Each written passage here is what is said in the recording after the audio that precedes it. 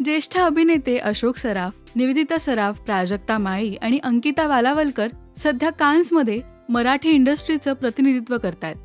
प्रत्येक मराठी कलाकार आणि प्रेक्षकांसाठी ही अभिमानाची गोष्ट आहे.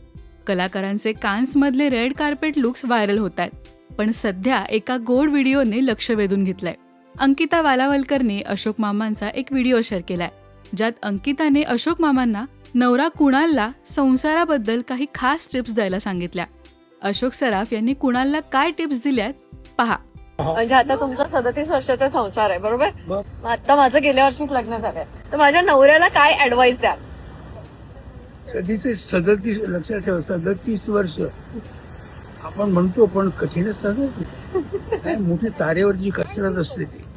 काय आपल्याला काय करायचं असतं हे आपण करता करता आपण दुसऱ्यांनी काय करायचं असतं हे सुद्धा लक्षात घ्यावं लागतं.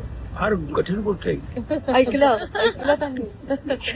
हो, मग तेच आहे, खरं आहे तसं. निवेदिता आणि अशोक सराफ या जोडीकडे एव्हरग्रीन जोडी म्हणून बघितलं जातं. दोघांच्या संसाराला 37 वर्ष पूर्ण झाली आहेत, तर अंकिता आणि कुणालच्या लग्नाला 1 वर्ष पूर्ण झालंय. 37 वर्ष बोलायला सोपं आहे, पण ते निभावणं खूप कठीण आहे. आपल्याला आपल्यासोबतच जोडीदाराचाही नेहमी विचार करावा लागतो. त्याची आवड निवड जपावी लागते.